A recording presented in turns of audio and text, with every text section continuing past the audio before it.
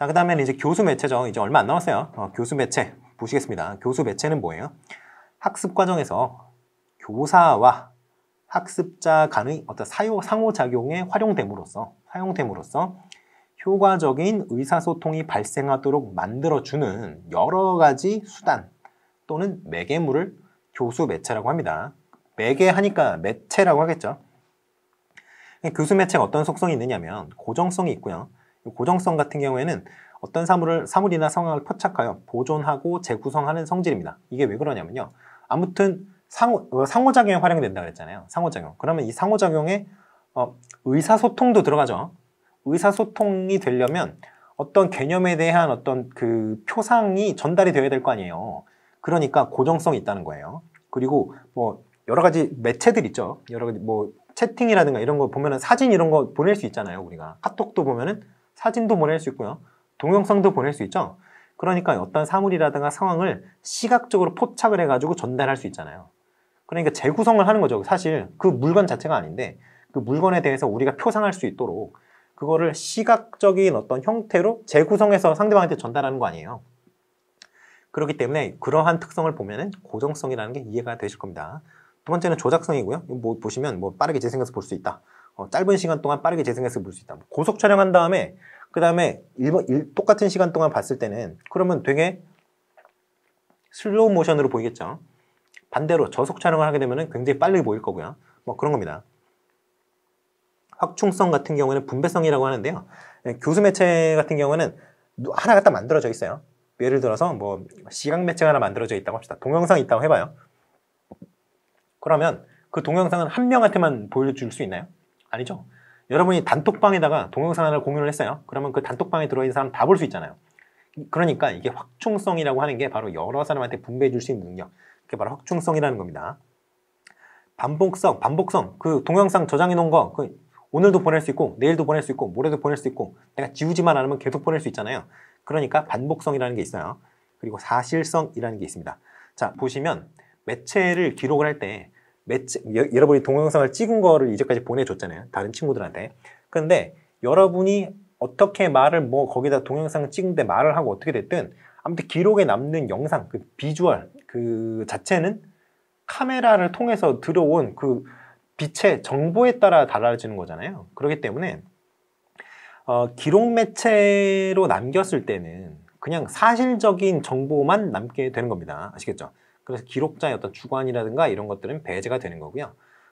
우리가 이제 전화 같은 거 보면은 우리가 녹음 기능 쓰는 분들 많이 있죠. 아이폰은 안 되지만 안드로이드 폰은 아직까지 전화 녹음이 된단 말이에요. 통화 녹음이. 그러면은 그 통화 녹음에 담겨 있는 거는 사실적인 정보예요? 주관적인 정보예요? 주관적인 정보일 수도 있는데 우리가 그 음성의 데이터 자체에만 포커스를 맞춰 봅시다.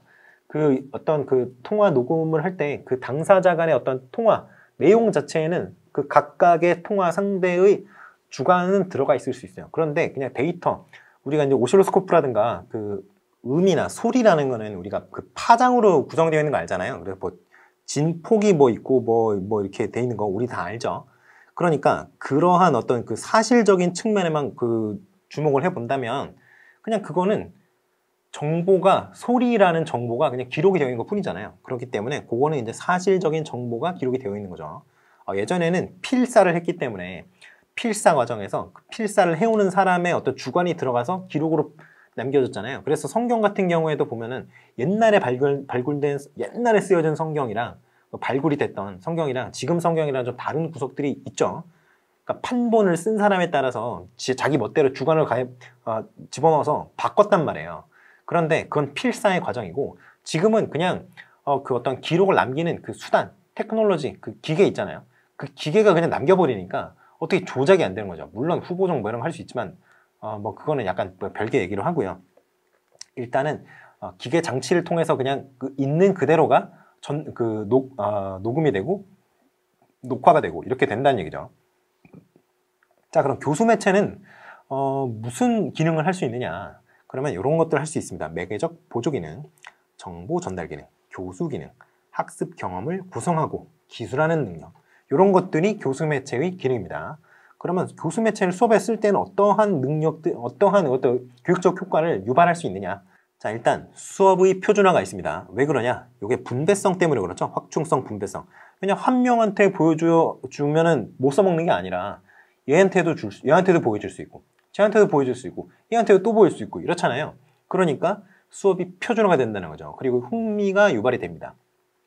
멀티미디어는 그냥 종이 위에 활자로 인쇄되어 있는 어떤 교과서보다는 훨씬 더 자극이 강하죠. 그러니까 훨씬 더 흥미를 유발하기 쉽습니다. 그리고 수업 시간이 단축될 수 있어요. 선생님이 지루하게 설명하는 것보다 동영상 틀어주고 아니면 그 뭐 그림이나 도표 이런 거 딱 보여주고 설명을 해주는 게 훨씬 더 간편하게 아이들이 알아볼 수 있는 그러한 장점이 있죠. 수업의 질을 향상시킬 수 있습니다.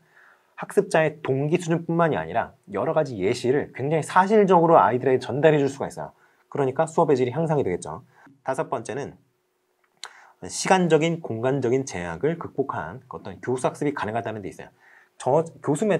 이 교수 매체로 어떤 저장이 되어 있는 정보는 학습자가 저장되어 있는 교수 매체의 데이터, 그 데이터에만 접근할 수 있으면 언제 어디서든 접근할 수 있잖아요. 인터넷 연결만 되어 있으면 그렇잖아요. 어딘가 서버에 데이터베이스에 저장이 되어 있을 테니까 그 동영상이나 어떤 음악 파일이라든가 여러 가지가 사진도 그렇고요. 그러니까 언제 어디서나 접근할 수 있는 인터넷만 있으면 그래서 시간적 공간적 제약이 많이 사라져 있다라는 얘기를 할 수 있는 겁니다. 교수 매체를 구분을 하자면 투사 매체와 비투사 매체가 있어요. 일단 이거는 투사성에 관련된 얘기입니다. 투사성이 뭐냐면요. 어디다가 그 화면을 쏴줘야 되냐 쏴주지 않아도 되냐 이거예요. 그 자료를 어떤 스크린이나 우리 모니터 뭐 이런 데 있잖아요. 우리 빔 프로젝터 같은 경우는 뭐 빔을 쏴야 되죠. 그러니까 투사 매체라고 하는 거예요. 그래서 뭐 그림이나 사진, 뭐 PPT 이런 것들이 전부 빔 프로젝터라는 어떤 그 매체를 통해서 쏴주는 거예요. 그림이 쏴지는 거니까 이건 투사 매체라고 해요. 비투사 매체는 뭐냐? 그러면 어떤 그 영상을 어디다가 다른 그 P2사체에다가 쏴는 그런 게 아니고요. 그냥 그대로 보여주는 거예요. 여러분이 그냥 모형을 갖고 간다거나 이러면 그거는 뭐 어디다 쏴서 보여주는 게 아니잖아요. 이 영상을. 그러니까 그런 거는 비투사 매체라고 해요. 그 모형이라든가 뭐 실물 자료 이런 것들이 이제 비투사 매체죠. 그리고 자극하는 감각기에 따라서 뭐 시각 매체가 있고요. 청각 매체가 있고요. 시청각 매체가 있고요. 뭐 그래요. 뭐 이것도 보면 시각 매체는 자료가 있고 매체가 있고 이런데 뭐 그냥 여러분이 보세요. 자, 그럼 매체의 활용 양태에 따른 구분을 할 수 있겠습니다. 이건 이제 상호작용 매체냐, 이건 컴퓨터나 화상통화기기, 스마트폰 이렇게 커뮤니케이션을 기반으로 해서 의사소통의 상대방이 동시에 양쪽 끝에 그 의사소통 채널의 양쪽 끝에 존재하는 경우에는 상호작용 매체로 보고요. 그게 아닌 경우에는 비상호작용 매체로 보고 이렇게 생각하면 되겠습니다. 교수 매체의 연구 동향 뭐 이런 거는 뭐 미디어워 뭐 이런 게 있는데요. 뭐 그건 크게 중요한 게 아니고요. 매체 비교 연구 옛날에 있었다. 매체 속성 연구 요거는 80년대에 있었다. 50년 전이니까 40년 정도 전이니까 지금이랑 약간 안 맞는 그런 얘기가 되겠죠. 그 다음에 매체 선호 연구라는 것도 있었고요. 이제 매체 효율성 연구였어요. 매체를 활용해서 얼마나 교육적인 효과를 끌어올릴 수가 있느냐. 그래서 이 매체 효율성 연구가 계속 진행이 됐는데 이 매체 효율성이 그다지 높지 않은 걸로 전통적인 어떤 교수 매체를 통해서 교육하는 거랑 어떤 새로운 테크놀로지를 통해서 교육하는 거랑 뭐 그다지 뭐 효과성, 효율성에 있어서 차이가 없는 걸로 드러났던 논문들이 굉장히 많았거든요. 그래서 제가 아까 우리 오늘 수업 초반에 그런 얘기 했었잖아요. 교육공학 전공하는 친구들이 그런 얘기 많이 한다고, 많이 했었다고. 예전에 교육공학이라는 거는 교육공학에 대한 연구는 교육공학이라는 어떤 분과 학문을 유지하기 위한 어떤 몸부림이다. 이런 식으로까지 표현할 정도로 교육공학에 대한 어떤 신뢰 이런 것들이 그 교육공학을 전공하신 분들 사이에서도 굉장히 많았어요. 왜냐하면 논문들이 보면은 옛날 거랑 별 차이 없던데 이런 논문들이 진짜 많았기 때문에 그래요. 그런데 그러한 어떤 그런 논문들이 나올 수밖에 없었던 이유가 어떤 이 교수 매체만을 활용한 수업이 보편화되어 있지 않은 상황에서의 연구였기 때문에 그랬을 거다라는 요즘 생각이 좀 들어요. 저는 개인적으로. 이렇게 몇 년씩 이렇게 코로나라는 어떤 전염병 사태 때문에 몇 년씩 이렇게 여러분들이 이제 비대면 수업을 하고 있는데 이제 비대면 수업 익숙하죠, 여러분. 그러니까 별의별 걸 다 하잖아요. 비대면 수업에서 뭐 여러 가지 툴이 나왔죠. 예전에 또 제가 본 것 중에 하나는 진짜 웃겼던 게 교장 선생님인지 누군가 뭐 이렇게 아침에 무슨 후나 뭐 이런 거 하는데 요즘에는 그런 거 잘 없잖아요. 근데 그런 걸 뭐 신학기 돼가지고 이제 뭐 그런 거 하는데 그거를 아프리카에서 했나 뭐 그랬을 거예요. 지금처럼 뭐 이렇게 학습 플랫폼이 잘 갖춰져 있지 않은 그런 때였나 봐요. 그래서 그거 하는데 그 별풍선을 쏴가지고 교장 선생님 그 말씀하시는데 별풍을 쏴가지고 그게 난리가 났었다 이런 얘기를 인터넷에서 본 것 같아요. 근데 뭐 제가 제대로 본 건 아니라 가지고 진짜 그랬는지 모르겠는데 아무튼 그러한 어떤 웃지 못할 그런 촌극들이 일어났던 그 비대면 수업 초기에 비해서 지금은 선생님들도 그렇고 아이들도 그렇고 굉장히 비대면 수업이 익숙하죠. 그러니까 어떤 매체 효율성의 연구가 이제 제대로 나올 수 있는 환경이 된 게 아니냐 이런 좀 생각을 좀 해볼 수 있을 것 같아요. 이거는 뭐 제가 연구를 해본 게 아니라서 그냥 제 개인적인 생각인데 아무튼 뭐 지금은 이제 거의 100%에 가깝게 교수 매체를 활용해서 비대면 수업이 이루어지고 있으니까 예전처럼 어떤 제한적 환경에서 어떤 일부 시간만을 활용을 해서 비대면 수업이라든가 교수 매체를 활용하는 거에 비해서는 좀 더 정확하지 않을까 싶습니다. 자, 그래서 교수 매체 효과성 연구 뭐 이렇게 있는데 예전엔 막 이랬어요. 학습에 특별한 효과를 부여하지 않는다. 뭐 그랬는데 여기 보시면 이제 성공적인 교수가 교수 매체의 속성에 의해서 좌우되며 특정 매체의 속성이 특정 유형의 학습자에게 효과가 있다라는 걸 주장했다라고 얘기를 했는데 예전에 이렇게 네가 맞다 내가 맞다 이러면서 막 싸웠어요. 효과가 있다 효과가 없다 이러면서 싸웠는데 지금은 아마 효과가 있는 것 같다라는 논문들이 조금씩 더 나오는 것 같습니다. 그래서 미디어 논쟁 이거는 그냥 읽어보시면 되겠고요.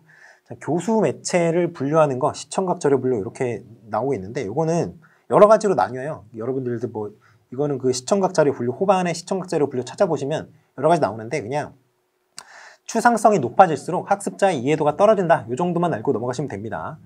자, 대일의 경험의 원추 모형, 경험의 원추 모형이 있는데요. 이렇게 생겼어요. 이렇게 뭐 생겼습니다. 이렇게 보셔도 되고요. 근데 아무튼 이것도 보면은 시청각 자료를 추상성과 구체성의 정도에 따라서 유형별로 분류를 했어요. 그래서 맨 처음에는 실물에서부터 시작을 해서 왜냐면 그게 가장 구체적이니까요. 점점 시청각 자료로 조금씩 추상성을 더해 가다가 나중에는 완전히 추상화된 개념으로 발전하는 그런 형태의 어떤 분류입니다. 이게. 그래서 보시면 여기 행동적인 표상, 이건 직접 경험하는 거잖아요. 이거는 뭐 직접적인 목적적인 어떤 경험이라든가 이런 거에서 비롯해가지고 본인이 직접 경험한 게 아니라 누가 모형 보여주거나 예시 보여주거나 하는 거 있잖아요. 그런 걸로 하면 약간 더 추상화가 되는 거죠. 그렇게 본인이 직접 경험이 거리가 0이라고 한다면 왜냐면 자기가 직접 경험을 했으니까 그러니까 그거부터 심리적인 거리가 얼마나 그 대상과 떨어져 있느냐를 가만히 생각을 해봤을 때 점점 더 이렇게 추상화되는 개념으로 올라간다는 거죠. 이것도 그냥 그렇다 생각을 하시면 되겠습니다. 그 다음에 교수 매체에서 이제 SMCR 모형이라는 게 있어요. 이거 보시면 커뮤니케이션, 그 교사와 학습자 간에 존재하는 어떤 의사소통, 이 과정에 조금 더 초점을 맞추는 그런 모형이에요. 그래서 과정 중심의 어떤 체제 이론이 도입될 수 있었던 계기가 바로 이 SMCR 모형 때문입니다. 보시면 여기 송신자가 샌더예요. 이게 S입니다. 그리고 마지막에 R 있죠? 수신자. 근데 이게 양쪽으로 화살표가 있잖아요. 그러니까 이때는 송신자가 메시지를 보내면 메시지가 채널을 타고 쭉쭉쭉쭉 이동을 해서 수신자까지 이동을 하겠죠. 송신자가 이렇게 메시지를 보내는데. 근데 여기가 반대로는 여기가 S에 되고 M이 되고 C, R 이렇게 되는 거예요. 양방향으로 이게 가능하다는 겁니다. 왜냐하면 선생님만 말하는 게 아니고 학생만 말하는 게 아니죠. 저 같은 경우는 여러분께 일방적으로 얘기를 하고 있는데 일반적인 어떤 대면 수업이라든가 그 비대면 수업이라도 줌 같은 거 쓴다고 생각을 해보세요. 그러면 선생님이 얘기를 하더라도 선생님한테 질문 같은 거 할 수 있잖아요. 뭐 손들기 이런 거 할 수 있고 박수 치는 것도 할 수 있죠. 그러니까 이런 어떤 송신자와 수신자의 관계가 역전이 될 수 있다는 겁니다. 상호 커뮤니케이션이 가능한 채널만 있다면. 그래서 송신자가 이런 걸 전달하면은 내용, 요소, 처리, 구조, 코드 이런 거를 메시지가 이러한 요소들을 담을 수가 있고 그리고 이러한 채널을 통해서 수신자에게 전달이 되는데 이건 뭐 반대로도 전달이 될 수 있다는 거죠. 자, 그리고 샤넌과 스크램의 커뮤니케이션 이론이라는 게 있어요. 요거는 여기 보시면 송신자가 메시지를 전달하잖아요. 어디로 전달을 해요? 수신자에게 전달하죠. 궁극적으로 요 도중에 채널을 통하는 건 그렇지만 근데 이게 아무리 메시지를 막 전달을 해도 전달이 안 될 수 있잖아요. 왜 안 될 수 있어요? 메시지가 누가 이해를 할 수 있는 형태여야지 그 수신자가 그걸 받더라도 이해를 할 거 아닙니까? 예를 들어서 여러분이 전혀 모르는 외국어를 누가 여러분한테 막 말을 건다고 해보세요. 길거리에서. 여러분 그 메시지를 받았죠. 메시지를 받았지만 여러분 그 해석을 할 수 있어요? 여러분이 모르는 언어로 말을 걸었다면? 못 알아듣죠? 뭐 제스처를 쓰면은 혹시 알아들을 수 있는데요. 그거는 뭐 다른 형태의 메시지니까요. 그러니까 수신자가 해석을 할 수 있을 때에야 비로소 메시지가 전달이 된 것이고 그런 경우에만 통신이 일어난 것이다 라고 얘기하는 게 커뮤니케이션 이론이에요. 그래서 선생님의 역할은 보시면 학습자가 자신의 경험의 장 내에서 이미 알고 있는 거죠. 이미 알고 있는 어떤 스키마를 얘기하는 거예요. 경험의 장이. 그 스키마를 기반으로 해서 메시지를 해석할 수 있도록, 그러니까 그 들은 내용을 이해할 수 있도록 학습 내용을 기호하는 그 역할을 해줘야 된다. 이게 뭐냐면 결과적으로는 선생님이 아이가 이해할 수 있을 정도로 여러 가지 요렇게 해서 설명을 잘 해줘서 아이가 이미 갖고 있는 스키마를 통해서 어떤 내용을 이해할 수 있도록 그렇게 도와줘야 된다는 게 바로 커뮤니케이션 이론의 어떤 기본적인 주장하는 바예요. 자, 그래서 여기 메시지가 제대로 전달이 안 되는 경우에는 무엇이 있는 경우냐면 이렇게 잡음이 있는 경우예요. 물론 물리적 잡음도 있을 수 있어요. 여러분이 친구한테 얘기를 했는데 너무 주변이 시끄러워요. 그럼 내용 전달이 잘 안 되겠죠. 그래서 그러한 경우에는 물리적 잡음이고요. 심리적 잡음이 있습니다. 아까 제가 전혀 알아들을 수 없는 외국어로 여러분한테 말 거는 사람 얘기했죠. 그런 경우에는 심리적 과정이 일어날 수가 없잖아요. 여러분이 해석할 수 있는 기호 체계가 여러분 안에 없는데, 그러니까 그런 경우에는 심리적인 잡음이 발생했다는 겁니다. 그래서 이러한 잡음이 없을 때 메시지가 전달이 된다. 그래서 송신자가 부호한 내용이 수신자가 해석할 수 있는 이거는 이제 해석, 이거 복호화라고 해요. 그래서 여기는 인코딩, 여기 디코딩 이렇게 얘기합니다. 그래서 복호화가 이루어지려면 송신자가 전달하려는 메시지가, 한마디로 송신자가 부호한 메시지가 송신자가 부호한 메시지를 해석할 수 있는 그런 어떤 심리적인 기호 체계, 그것이 수신자 내부에 있어야 된다. 이런 말씀을 드릴 수 있을 것 같아요. 그 다음에 어쇼 모형 볼게요. 일단은 교수 매체를 활용한 어떤 그 사례가 나와 있어요. 그러니까 이렇게 생각을 해봅시다. 제시문이 주어졌어요. 제시문이 주어졌는데 선생님이 뭔가 미디어 이런 걸 막 써. 그리고 그 미디어에 대해서 계속 얘기를 해요. 강조를 하고 있단 말이에요. 그러면 일단 어쇼 모형 한번 의심을 해보십시오. 지금 이게 어쇼 모형이 아닐까? 라고 의심을 해보시는 거예요. 왜 그러냐면 이게 어쇼 모형 같은 경우에 교수 매체를 활용하는 진짜 굉장히 대표적인 모형이에요. 그래서 어떻게 교수 매체를 활용하면 효과적인 교육이 될 것인가, 효율적인 교육이 될 것인가, 이거에 대해서 고민을 해서 나온 모형이 바로 어쇼 모형입니다. 그래서 절차는 이렇게 됩니다. 학습자 분석, A죠. 그리고 목표를 진술하고요. 요 ABCD 법칙에 따라서 목표를 진술을 합니다. 그리고 매체 및 자료 선정을 해요. 이때 교수 전략, 교수 매체, 교수 자료 이런 것들을 선정을 합니다. 그리고 매체 및 자료 활용을 합니다. 여기 보시면 Select methods, media or materials 이렇게 나오죠. 근데 여기는 Utilize methods and material만 나와요. 여기 보시면 그래서 methods가 없어요. 이게 오타가 아니라 여기서 3번 단계에서 이미 도구는 이미 선정이 다 끝났기 때문에 그거를 여기 구체화하는 단계거든요. 그래서 여기 메시지가 없는 겁니다. 그래서 메디어랑 머티리얼즈만 있는 거예요. 자, 그래서 4번 단계에서는 뭐 자료의 사전 검토라든가 자료 준비, 환경 준비, 학습자 사전 준비, 학습 경험 제공 이런 것들이 이루어지고요. 학습자의 참여를 유도합니다. 이게 실제 수업이 되겠죠. 그리고 평가 및 수정이 되겠습니다. 실제 수업 중에 요거는 이제 우리가 학습 어디에 해당하냐면요. 요게 이제 실제 수업에 해당하는 거고요. 요거는 수업인데 요게 교수학습 중에 교수에 해당하는 거라고 생각하시면 되겠습니다. 선생님 막 설명해주고 막 애들한테 막 해주는 거 있죠. 피드백 주고 하는 것들. 학습자 참여 유도가 요게 학습지 푸는 거 있죠. 연습. 이거랑 비슷하다고 생각하시면 돼요. 요거는 이제 그 학습 과제들을 아이들이 직접 해보는 단계. 학습 과제. 학습 과제 해결하는 단계라고 생각하시면 됩니다. 그리고 평가 및 수정은 평가 및 수정이고요. 자, 그래서 3절을 여기까지 해서 이제 끝냈고요. 교수 매체는 여기까지 해서 끝냈고요. 요즘에 이제 여러분들 집에 컴퓨터 없으신 분 없으시죠? 대부분 다 데스크탑이 있거나 노트북은 다 있으실 거예요. 여러분들 이제 그 과제 하시거나 하려면 무조건 필요하죠. 어지간하면 그 좀 저렴한 모델이라도 노트북이나 데스크탑 다 있으실 텐데, 아무튼 요즘에는 가정에 컴퓨터 없는 가정이 진짜 드물어요. 정말 극빈층 아니면 뭐 차상계층이라든가 이런 정부의 지원이 필요한 좀 경제 사정이 굉장히 안 좋은 그런 가정을 제외하고는 다 컴퓨터는 있습니다. 컴퓨터는 있어요. 그리고 컴퓨터가 없다고 하더라도, 이게 제가 아는 집 같은 경우에는 엄마가 진짜 독한 집이 하나 있었어요. 그래서 그 집은 결국에는 그 아이가 이제 서울대를 갔는데, 그 여자아이인데, 그 친구 같은 경우에는 그 엄마가 TV랑 컴퓨터 그 전원선 있잖아요. 전원선을 가위로 잘랐더라고요.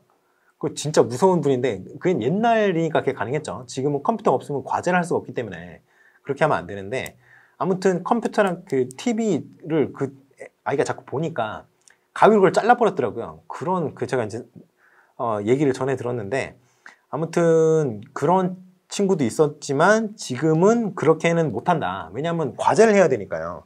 그래서 여러 가지 뭐 수행평가 이런 거 할 때 전부 보고서를 컴퓨터로 작업을 해서 내잖아요. 그러니까 컴퓨터를 무조건 사용을 하게 되기 때문에 컴퓨터를 어떻게 교육적으로 활용할 것인가에 대해서 여러분들이 많이 고민을 하셔야 되겠어요. 그래서 옛날에 컴퓨터를 어떻게 썼느냐. 옛날에는 컴퓨터 관리 수업이라는 게 있었어요. 그냥 데이터베이스 있잖아요. 그 여러 가지 진도를 어디까지 뺐는지, 아이들을 어떻게 이제 아이들 평가했을 때 그 성적이라든가 이런 것들을 그냥 컴퓨터에 저장만 해놓는 단계. 이게 진짜 초기의 어떤 컴퓨터의 활용 용례였어요. 그런데 그거 말고 이제 좀 발전을 해서 컴퓨터 보조 수업, CAI라는 게 나옵니다. 그래서 요거는 어떻게 하냐면, 그 여러 가지 이제 학습 과제들 있잖아요. 학습 과제를 컴퓨터에 저장을 해놓는 거예요. 프로그램 형태로. 그래서 선생님이 목 아프게 계속 반복할 필요가 없는 그런 여러 가지 단순한 어떤 그 학습 과제들 있죠. 그런 것들을 프로그램이 대신해서 제시해주는 그러한 형태의 어떤 컴퓨터 보조 학습이 바로 CAI입니다. 그래서 여기에 반복 연습형이 있고요. 개인 교수형이 있고, 게임형이 있고, 모의 실험형이 있어요. 자, 게임형이 좀 중요해요. 요즘에 이제 게이미피케이션이라는 용어를 제가 얘기를 해드렸죠. 게이미피케이션이 우리나라에서 논의가 되고 있기 때문에 언제든지 튀어나올 수 있습니다. 교육과학과 관련해서. 자, 그리고 이제 컴퓨터 개별 적응 평가. 요거는 여러분들 많이 아세요. 요거는 이제 여러분들 중에 이제 대학원을 가려고 뭐 GR이라든가 뭐 이런 거 보신 분들이 있을 수도 있어요. 미국 유학을 가볼까 하고 GRE를 보셨다가 이제 영어의 어떤 그 장벽에 눈물 흘리면서 뒤를 돌아 쓰셔서 지금 임용고시를 보는 분도 계실 수 있죠. 그래서 이제 GRE 같은 경우나 뭐 이런 것들이 그 전에 몇 문제를 맞췄느냐, 그 한마디로 정답률이죠. 그 난이도가 정답률이라고 제가 교육평가할 때 말씀드렸는데, 아무튼 여기서는 헷갈리지 않게 정답률이라고 할게요. 정답률에 따라서 그 다음에 나오는 문제 있죠. 그 나오는 문제의 난이도가 결정이 됩니다. 근데 그게 이미 문제은행에 이게 난이도 상, 중, 하 이런 식으로 난이도 5단계인가 뭐 그래요. 근데 그거에 따라서 문제가 이미 정해져 있어요. 스토리지에 저장이 되어 있습니다. 그래서 문제를 계속 맞춰서 성적이 80점 이상이다, 90점 이상이다 이러면 최고 단계에서 문제가 빠져나오고, 그 다음에 정답률이 한 60%, 80% 사이다, 80% 사이다, 그러면 4단계에서 나오고 이런 식으로 되어 있어요. 그래서 GRE 같은 경우에는 그래서 이제 정답률에 따라서 문제의 난이도가 바뀌어서 문제가 출제가 되거든요. 그러니까 상당히 개별화된 어떤 학습이 가능한 그런 형태로 되어 있겠죠. 학습자의 어떤 학습 능력에 따라서 문제가 출제가 되니까요. 그렇게 해서 정답률이 떨어지면 쉬운 문제가 나왔다가 정답률이 올라가면 또 어려운 문제가 나왔다가, 근데 이게 계속 맨 앞에서부터 누적되는 건 아니고요. 그 앞에 이 직전 문제의 몇 개 문제, 이렇게 한 5개, 10문제 이렇게 해서 정답률을 계산을 해서 그거를 이제 내놓는 그런 문제를 내놓는 그런 형식으로 되어 있습니다. 그래서 이 GRE 같은 경우에는 이제 문제가 쉬우면은 망했다라고 생각할 수 있는 게 바로 그런 거죠. 문제가 계속 어려우면 계속 맞추고 있다는 건데 이것도 뭐 사실은 본인의 이제 능력 수준에 따라서 나는 계속 어려운데 영어를 워낙 못하는 분이면 계속 어려운데 계속 틀리는 경우도 있을 수 있죠. 뭐 아무튼 그렇습니다. 그래서 컴퓨터 매개통신이라는 게 있고요. 요거는 컴퓨터를 통신망에 연결해서 그냥 의사소통이 가능하도록 그냥 시스템을 구현해 놓으면 그냥 컴퓨터 매개통신이라고 그래요. 그래서 이거는 큰 의미는 없어요. 자, 그 다음에 CBT라는 게 있죠. 우리 컴퓨터 베이스 테스트라고 옛날에 토익, 토플 아주 구형. 그 CBT가 요 CBT랑 그 스펠링은 똑같은데 스펠링이 똑같은 건 아니고 요거 약자는 똑같아요. 약자는 똑같은데 그거는 컴퓨터 베이스드 테스트예요. 테스트. 그래서 그거는 그 토익이나 토플 같은 건 CBT 시절에는 어떤 거였냐면 그냥 종이로 보는 거랑 똑같아요. 그냥 시험을 치르는 그 도구가 컴퓨터라는 그 차이밖에 없었어요. 그러니까 여러분이 이렇게 OMR 카드에 이렇게 동그라미치게 이렇게 돼 있잖아요. 약간 탕원형으로 돼 있잖아요. 그러니까 여기다가 연필로 이렇게 그려서 체크를 하느냐, 아니면 컴퓨터로 그냥 이 동그라미에 이렇게 클릭을 해서 답을 체크하느냐, 그 정도 차이고, 옛날에 토플 같은 경우에는 논술이 있었어요. 뒤에 이제 라이팅이 있었단 말이죠. 에세이 쓰는 게. 지금은 없는 것 같은데, 이 토플이 그 라이팅을 하는 거가 예전에는 있었다 그랬잖아요. 근데 그걸 PPT로 보면은, 그 페이퍼 베이스 테스트로 보면은 직접 손으로 썼어야 됐습니다. 그런데 CPT 같은 경우는 이게 타이핑을 해서 넣을 수가 있었죠. 그러한 뭐 차이가 있기는 했었어요. 자, 그리고 멀티미디어 활용을 어떻게 하느냐, 교육에. 자, 그럼 멀티미디어는 뭐 이런 거예요. 멀티미디어 활용을 어떻게 하느냐. 멀티미디어 활용했을 때 장점, 뭐 단점 이런 게 있을 수 있죠. 일단 멀티미디어 같은 경우에는 영상과 음성 정보를 통해서 어떤 대상을 보여주죠. 그러니까 실제와 굉장히 유사한, 우리가 이제 그 코끼리라든가 그 뭐 사자라든가, 여러분 뭐 이렇게 아프리카 이런 데 가서 좀 사파리 이런 데 다녀보신 분이라면 또 모르겠는데, 보통 이제 우리가 동물왕국 이런 데서 보는 그 신기한 동물들 같은 거 직접 보신 경우는 잘 없죠. 그러니까 굉장히 실제와 유사한 어떤 간접 경험을 어디를 통해서 했어요, 여러분은? TV나 인터넷, 유튜브 이런 걸 통해서 여러분 하셨잖아요. 그러니까 그 동물의 실제 어떤 채취라든가 그 어떤 무게라든가 이런 거에 대한 감이 전혀 없으시죠. 여러분 코알라 아시죠? 코알라. 여러분 술 많이 취한 친구들 보고 꽐라 됐다 그러죠. 꽐라. 그렇죠. 이 꽐라가 코알라에서 온 거거든요. 근데 왜 그러냐면 코알라 유칼립투스 나무 잎을 그 주식으로 삼는데 그 유칼립투스 나무 잎에 알코올이 들어있어요. 이거 장난을 한 얘기가 진짜 그렇습니다. 그래서 코알라 하다가 이게 짧아져서 꽐라가 된 건데, 아무튼 이 코알라 실제 냄새 맡아보시면 진짜 악취가 진짜 말도 못하거든요. 정말 끝내줍니다, 악취가. 근데 그냥 영상으로만 보면 되게 귀엽잖아요.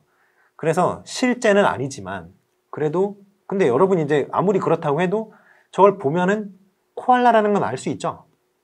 그러니까 실제의 경험과는 다르지만 실제와 굉장히 유사한 경험까지는 할 수 있죠. 그게 바로 멀티미디어 활용 교육의 장점입니다. 자, 그리고 풍부한 자료를 제시할 수 있죠. 그리고 학습의 개발을 촉진할 수 있고 동기유발이나 장신감 형성에 유리하고. 이게 왜 그래요? 아까 CAT 있었죠. 그리고 CBT도 있었고요. CAT도 있었고 컴퓨터 개별 적응평가 이런 거 있었죠. 이게 능력에 따라서 문제를 내줬잖아요. 그러니까 적절한 성공 경험을 누적시키기에 굉장히 유리하죠.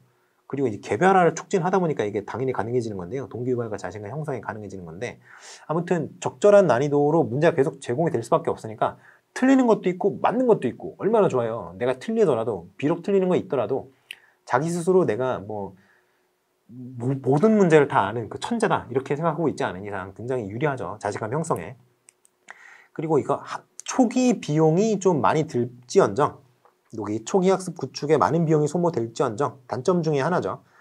일단 구축만 되어 있으면 그거는 이 사람한테도 쓸 수 있고 저 사람한테도 쓸 수 있고 얘한테도 쟤한테도 진짜 많은 사람한테 써먹을 수 있잖아요. 그러니까 초기 비용은 굉장히 높더라도 말기 비용, 그러니까 이게 엔드 코스트라고 하는데 최후 비용 또는 뭐 말기 비용 이렇게 얘기를 해요. 엔드 코스트는 굉장히 낮아질 수가 있어요.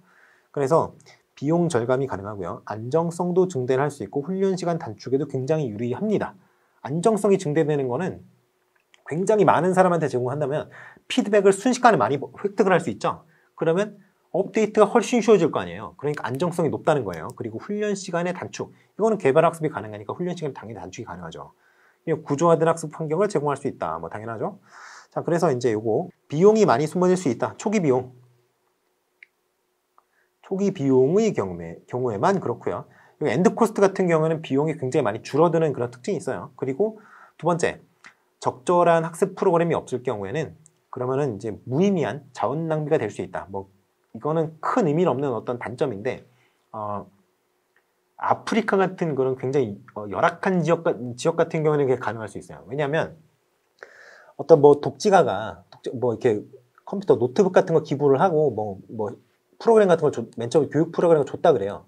그러면 천년 만년 그걸로 계속 할 수 있는 게 아니잖아요. 뭔가 계속 업데이트가 돼야 될 거 아니에요. 좀 더 넓어지고 양도 많아지고 다루는 깊이도 깊어지고 이래야 좀 개발 학습도 가능하고 여러 가지 가능할 거 아니에요. 근데 아프리카 같이 그 정세가 불안한 지역에는 그런 어떤 업데이트가 꾸준하게 이루어지기 어려워요. 그러니까 좀 무의미한 자원 낭비가 될 가능성이 없지 않죠.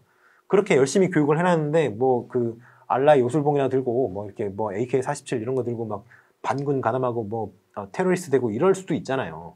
물론 안 그런 나라들도 많이 있지만 아프리카에 아직도 굉장히 여러 가지 문제가 많이 있는 나라들도 있으니까 그러니까 무의미한 자원 낭비가 될 수 있다. 그리고 학습자가 유해 농부에 쉽게 노출될 가능성이 아주 크죠.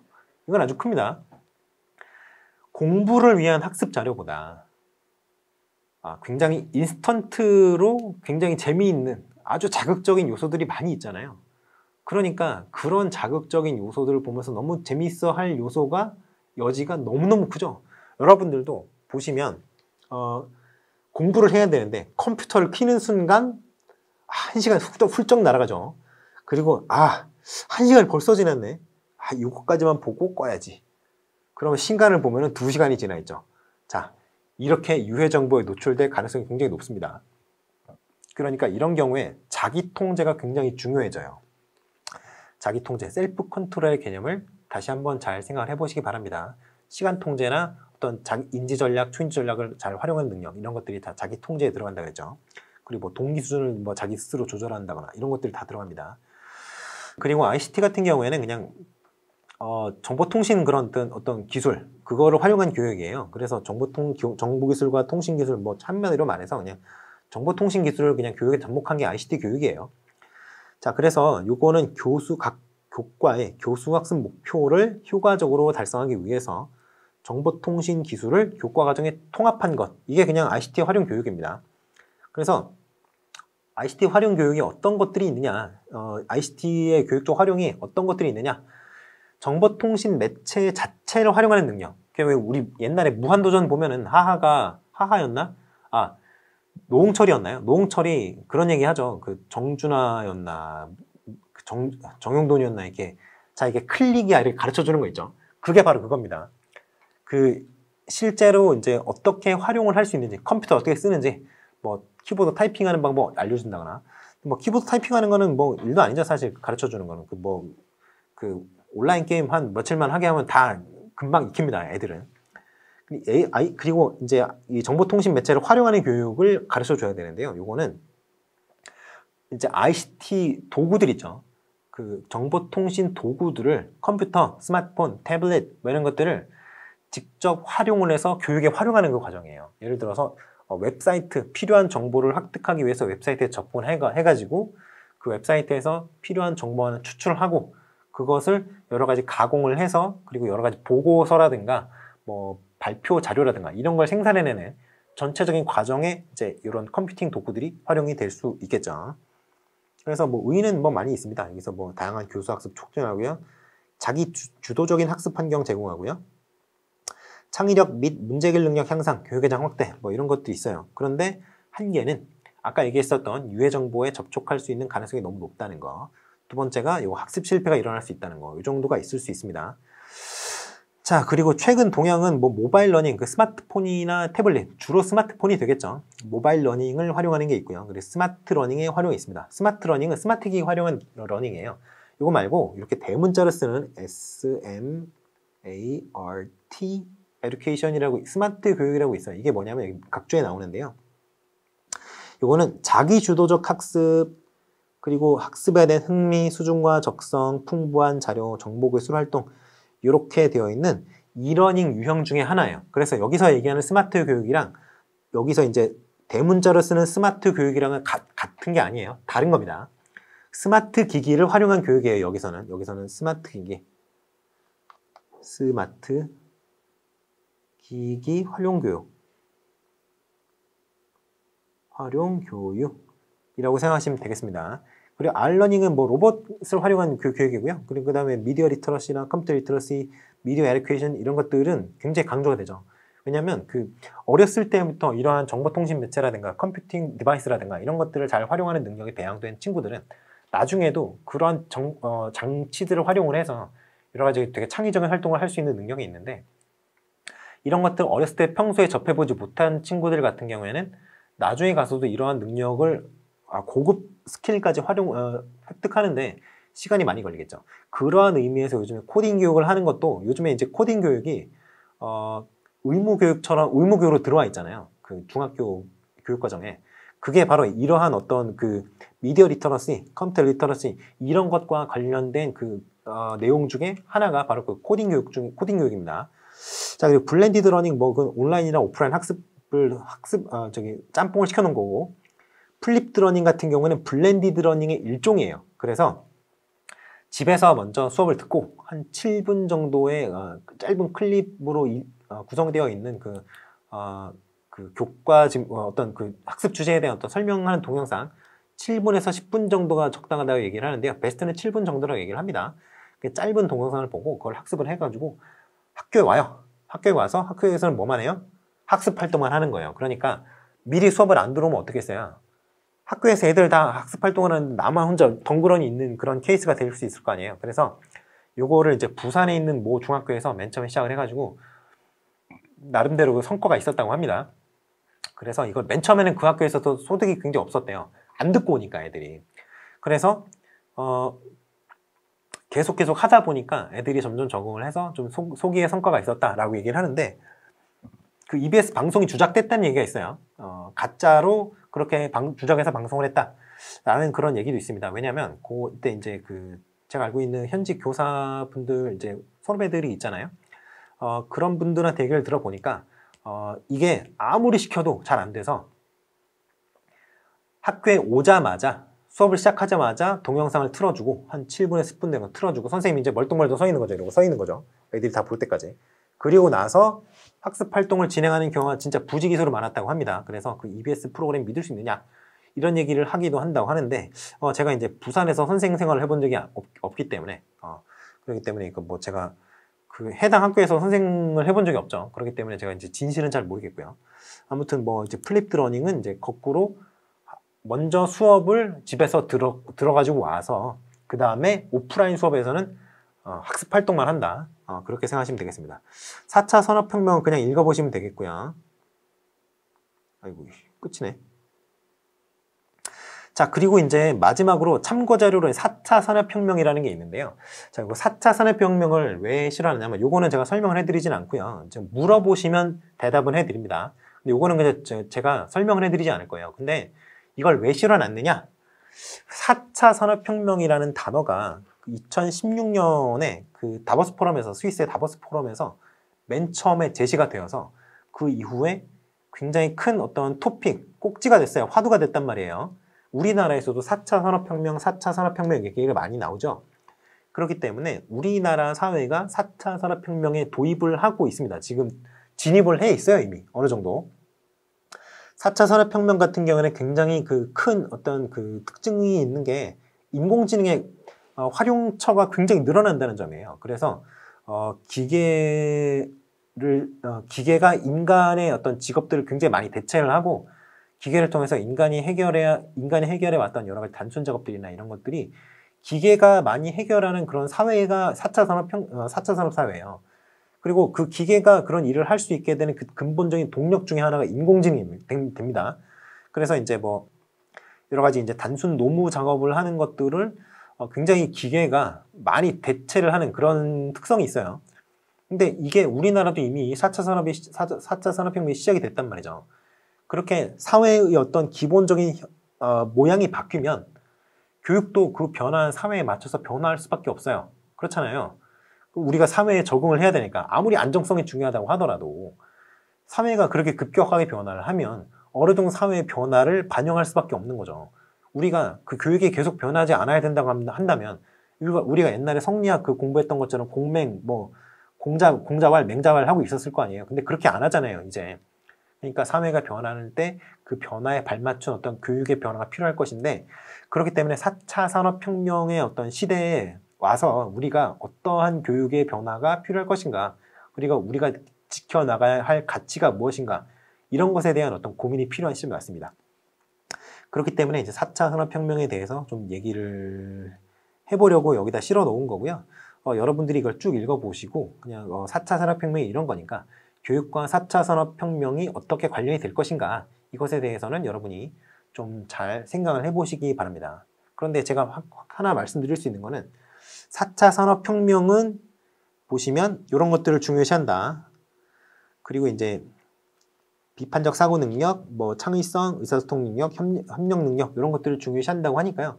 이런 것들이 이러한 능력들을 배양하려면 어떠한 교육을 해야 되겠는가 이런 것들에 대해서 여러분들이 좀 잘 생각을 해보셔야겠습니다.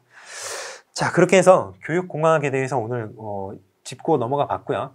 다음에는 그래서 오늘로써 이제 1, 2월 강의가 끝났습니다. 다음에는 3, 4월 강의가 시작을 할 건데 제가 아까 수업 초반에 말씀드렸던 것처럼 3, 4월 강의에는 약간의 어떤 기출 분석이 이제 강의 내용과 함께 제시가 될 예정이에요. 그러니까 2달 동안 고생 많이 하셨고 3, 4월 강의 때 또 다시 한번 저와 함께 고생을 해보도록 하시죠. 자, 그럼 고생 많으셨습니다. 다음 시간에 또 뵙겠습니다.